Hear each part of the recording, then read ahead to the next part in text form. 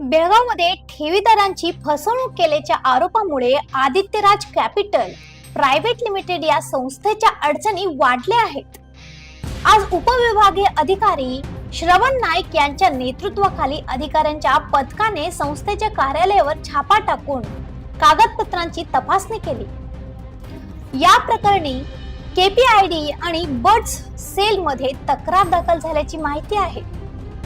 बेळगाव शहरातील भाग्यनगर परिसरात कार्यरत असलेल्या आदित्यराज कॅपिटल प्रायव्हेट लिमिटेड या संस्थेवर योग्य हमी न देता जास्त परताचे आमिष दाखवून नागरिकांकडून ठेवी गोळा केल्याचा आरोप आहे. तसेच जमा झालेला निधी इतर ठिकाणी गुंतवण्यात आल्याचीही तक्रार करण्यात आली आहे.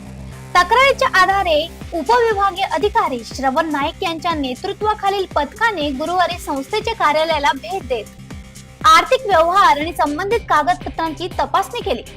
छाप्यादरम्यान टिळकवाडी पोलीस ठाण्याच्या कर्मचाऱ्यांनी सुरक्षा व्यवस्था सांभाळली.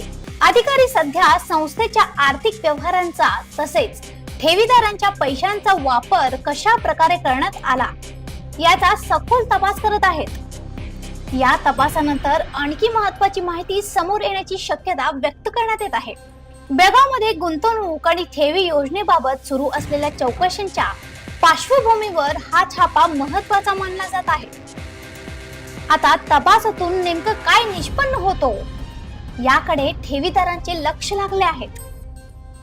अशा आणखीन अपडेटसाठी फॉलो करा व्हॉइस ऑफ अनुग्रामला.